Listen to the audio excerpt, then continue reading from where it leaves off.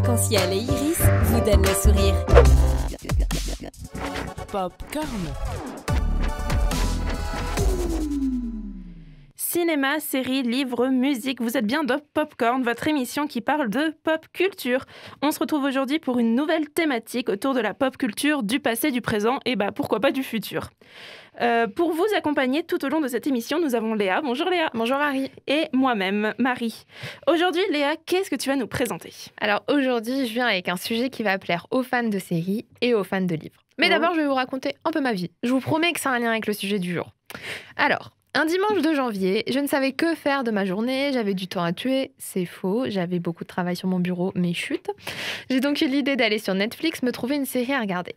Et là, en première page, en gros, je vois des jolies robes, du thé et des fleurs. Je parle bien entendu de la série La Chronique des Bridgerton.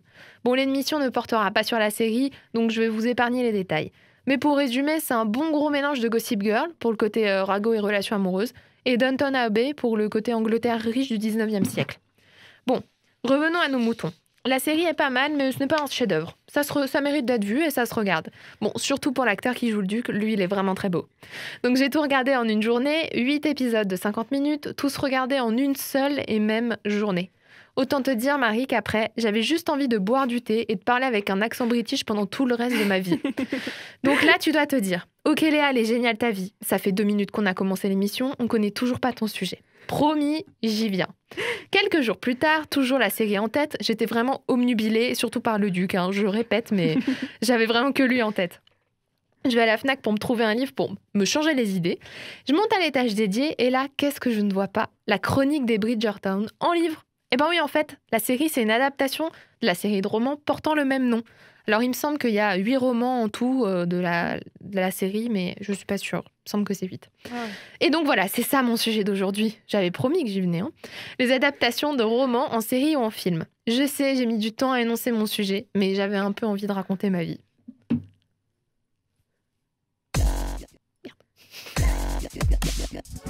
Popcorn. Bon, chers auditeurs, je vais vous faire une petite confidence. Mais vraiment, ça reste entre nous. Je n'aime pas trop les adaptations de romans. Mais pas de panique, je ne parle pas des grosses sagas telles que Harry Potter ou Hunger Games. Non, eux, ce sont les boss dans le game des adaptations. Je vous parle de romans plus indépendants, comme les Harlan Coben, par exemple. Alors oui, je vais vous parler d'Harlan Coben, parce que je suis une fan de la première heure de ses romans. Dans ma bibliothèque, il n'y a que lui, et il est un parfait exemple pour notre sujet du jour. Parce que récemment, il a signé avec Netflix pour l'adaptation de 14 de ses romans.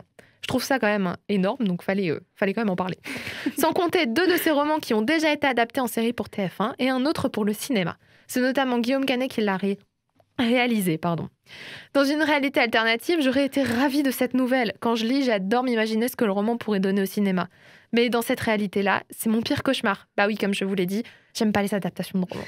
Je vous jure que j'ai essayé, sinon je me permettrais pas de donner mon avis.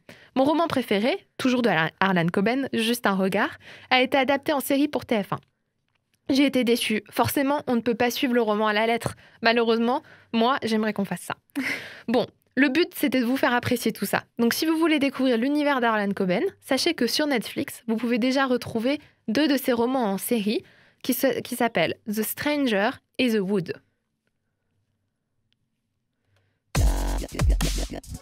Popcorn. Non mais là, Marie, ça ne va pas, je vais perdre nos auditeurs. Pourquoi ça ? Parce que de base, je voulais parler des romans adaptés en série et j'ai divagué sur Harlan Coben. Mais bon, Harlan Coben, il me fait toujours quelque chose, donc je suis obligée d'en parler pendant des heures. Donc bon, on va se reconcentrer sur notre sujet. Cette année, Netflix nous a offert de super séries qui ont cartonné. Autre que Bridgerton, Le Jeu de la Dame fait également partie du club des séries des romans adaptés en série. La série la plus regardée de Netflix est en fait issue d'un roman de Walter Tevis qui a été publié en 1983. Ce que je trouve génial quand un roman est adapté en série, c'est que ça rencontre un certain succès, c'est que les gens vont aller chercher à les lire par la suite, et je trouve que ça favorise vachement l'imagination.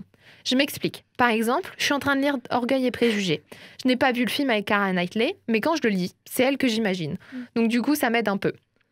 Bon, je vais vous donner d'autres exemples de romans qui ont eu le droit à leur adaptation et qui ont rencontré un succès. Et vous allez être étonnés, parce que même moi, j'ai appris, il y en a certains... En fait, on pense que c'est une série originale et en fait, pas du tout. Donc, en premier, on a La Servante écarlate. Ensuite, The 100, ou pour les bons français, les 100. Game of Thrones. 11-22-63. Ça, c'est une très bonne série avec James Franco. Enfin, c'est plutôt une mini-série parce que ça s'est terminé qu'en une saison. Et c'est issu d'un livre de Stephen King. You, et oui, notre psychopathe préféré de Netflix, c'est issu d'un roman, lui aussi. Je savais pas. Ah bah voilà. Il y a aussi 13 Reasons Why. Je l'ai dit avec mon plus bel accent en plus. Les désastreuses aventures des orphelins de Baudelaire. Bon, ça, c'est pas trop une surprise vu le titre que c'est adapté d'un roman. Et enfin, à la fin de ma liste, mais la liste pourrait être 3 fois plus longue, il y a La vérité sur l'affaire Harry Kéber. Et le personnage de Harry Kéber est ici interprété par Patrick Dempsey. Oui, c'est notre célèbre Dr Shepard de Grey's Anatomy. Oui. Vous pouvez le retrouver dans cette série, qui est pas mal. Enfin, j'ai aussi lu le roman parce que du coup, c'est issu d'un roman et écrit par le fabuleux Joël Dicker. Et lui aussi, Joël Dicker, il me fait quelque chose. C'est comme Harlan Coben, j'adore ces romans. Donc du coup, j'ai aussi regardé cette série et pareil, j'ai été déçue. Mais bon, maintenant, vous avez compris que j'étais un peu déçue des adaptations de romans. Mais vous pouvez du coup d'ailleurs... vous pouvez d'ailleurs retrouver une partie de sa biographie sur notre compte Instagram. Voilà, mais je vous parlerai de lui dans une prochaine émission et de ses romans. Donc voilà, c'est un échantillon d'une grande liste d'adaptations. C'était pour vous présenter vraiment les séries les plus connues. Mais parce qu'il arrive même que le succès de la série dépasse celle du livre et on en oublie que c'était simplement une adaptation. Donc voilà, et toi Marie, pour ou contre les adaptations ? Alors moi je suis mitigée, enfin je pense que je suis comme toi, c'est que d'un côté genre les gros succès genre Harry Potter, Hunger Games, tout ça, j'ai adoré les adaptations parce que je les ai trouvées, enfin il y avait du budget derrière, ça se voit on va dire. Carrément. Et j'aime beaucoup les adaptations où l'auteur de la saga est dans l'écriture du scénario.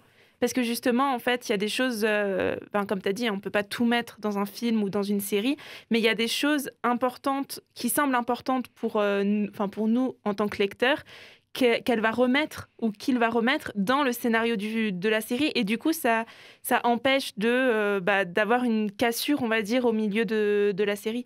Il y a ça, et puis, mais d'un côté, je suis super contente. Par exemple, là, il y a une adaptation de Percy Jackson qui va être faite en série sur Disney+.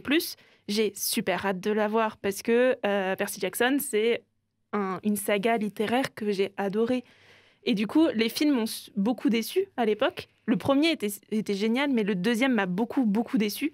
Et du coup, j'ai hâte de savoir ce qu'ils vont faire, étant donné que l'auteur de la saga est dans l'écriture du scénario. Oui, quand il participe au scénario, il me semble que du coup, Joël Dicker, dans La vérité sur l'affaire Harry Kéber, a aussi participé au scénario. En tout cas, il avait été invité avec Patrick Dempsey sur Quotidien, je me souviens.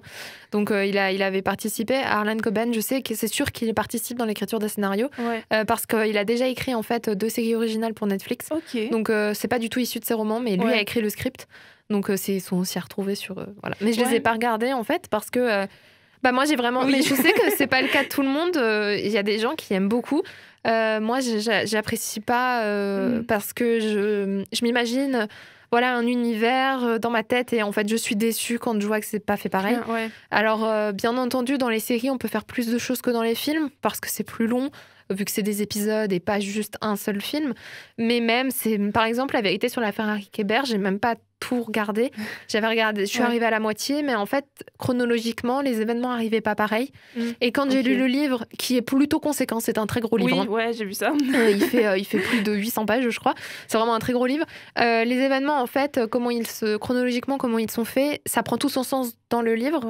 Mais dans la série, c'est pas fait pareil. Et du coup, j'étais déçue. Voilà, moi, de ce côté-là, je suis un public très compliqué. Mais en général, c'est sympa de faire des adaptations parce que derrière, les gens vont aller lire les livres. Et puis, ça permet aussi d'ouvrir à ceux qui ne vont pas lire les livres, justement, d'ouvrir leur univers. Totalement. Et ça, c'est super. Enfin, moi, je lis la saga Outlander depuis pas mal de temps, vu qu'il y a quand même 7 tomes et des pavés. Et je regarde la série à côté, vu que en fait, je suis en avance sur les livres que par rapport à la série. Et la dernière saison, j'étais très mitigée parce qu'ils ont mélangé plein de livres. Et du coup, vu que c'est une saga historique, c'était assez dur à comprendre, on va dire, quand on a lu les livres, parce qu'il y a plein de choses qu'ils ont zappées. Et du coup, t'es en mode, mais il y a des scènes qui étaient intéressantes, quoi. Oui, c'est ça. Mais bon. Par manque de temps aussi, ils sont obligés de couper. Voilà. Bien sûr, il faut s'adapter aux médias choisis. Mais quand t'es un bon lecteur, c'est vrai que c'est compliqué. Alors, comme t'as dit, c'est vrai que du coup, c'est bien parce que les gens vont lire, ils s'intéressent du coup plus à la lecture. Là, j'en ai pas parlé parce que c'était un peu différent, mais la série Lupin, donc c'est Dans l'ombre d'Arsène, Return avec Omar Sy. Donc j'ai regardé cette série, c'est vraiment une très bonne série. Ouais, Je connaissais pas du tout les livres Arsène Lupin. Alors quand bien même la série n'est pas une adaptation du roman, vu que dans la série, en fait, dans la réalité dans laquelle ils sont, le roman existe en tant que roman. Ouais. Donc c'était très bien fait et du coup j'ai fait comme à peu près tout le monde parce que les ventes des livres Arsène Lupin ont augmenté et je me suis mise à lire, je compte le lire quoi, parce que je connaissais pas du tout ce roman. Donc, mais tu vois, moi contrairement à toi là, c'est que par exemple la chronique des Bridgerton, je la lirai pas. Non, moi non plus. Parce que maintenant, j'ai la série, j'ai adoré la série. Tout ce truc de réalité historique qui n'est pas là, mais j'ai adoré sinon le contexte qu'ils ont mis, la série en général. Mais du coup, j'ai pas envie de lire les bouquins parce que déjà, les personnages, je vais plus me les imaginer étant donné que maintenant, je vois les acteurs sur les personnages. Et puis, d'un côté, j'ai tellement été dans la série que c'est comme si j'attendais la suite, en fait, les prochaines saisons. Et du coup, j'ai pas envie de me spoiler. Oui. C'est juste du spoil. Parce qu'il me semble en plus que, pour le coup, donc je les ai pas lus non plus, et pareil, je compte pas les lire, parce que je trouve que la série était très belle visuellement à regarder, donc maintenant, effectivement, c'est comme toi, je pourrais pas... après, m'imaginer les acteurs dans le rôle, pas du tout, comme j'ai dit, moi, ça m'aide d'un côté. Par exemple, pour Harry Potter, je m'imaginais les acteurs, parce que quand j'étais petite, j'ai d'abord vu les films avant de lire les livres, donc voilà, mais ça m'a pas du tout posé problème, au contraire. Mais là, pour les Bridgerton, il me semble que ça a suivi, en fait, le roman à la lettre, parce que les gens ont pu faire des théories sur la suite, qui commencent à se vérifier, par exemple, que la saison 2 va porter sur un personnage autre de la famille Bridgerton. Voilà, et c'est les romans, en fait, ça se passe comme ça. Donc, pour le coup, ils ont suivi. Il me semble même que l'auteur, qui est une femme, alors j'ai pas du tout son nom, mais elle était sur le tournage aussi. Donc c'est que ça doit suivre à la lettre, parce qu'il existe aussi, pareil, je l'ai pas mentionné, mais du coup, je le dis là, il existe aussi des séries qui sont adaptées d'un roman, mais qui ne suivent absolument pas le roman. On parle de Gossip Girl notamment. Gossip Girl est issue d'un roman, mais il n'y a absolument rien en commun avec les romans. Les gens n'ont pas pu en fait se spoiler l'histoire parce qu'il n'y a rien du tout en commun, sauf le nom des personnages, c'est tout. Il n'y a rien d'autre en commun.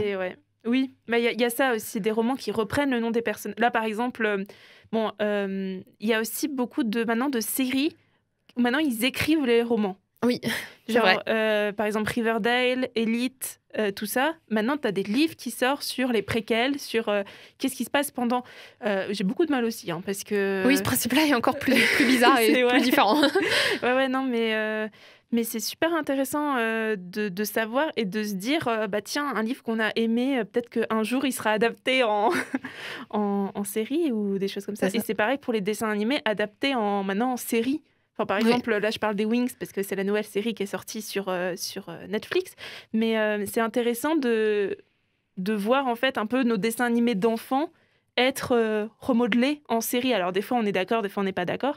Mais, par exemple, tous les dessins animés Disney qui vont être ou qui sont réadaptés en film, il y en a beaucoup. Moi, je les ai beaucoup aimés parce que, justement, il y a beaucoup plus de choses dedans. Après, ça, c'est vraiment au goût de chacun, je pense. C'est ça, ouais. Merci Léa pour cette émission qui a été super intéressante. Donc, n'hésitez surtout pas à aller chercher si l'une de vos sagas préférées a été adaptée ou pas, on ne sait jamais. Peut-être qu'un jour, ça arrivera sur les écrans. En tout cas, nous, on se retrouve pour une prochaine émission. Et n'oubliez pas, si vous voulez un peu nous suivre sur Instagram et Facebook, popcorn.radio.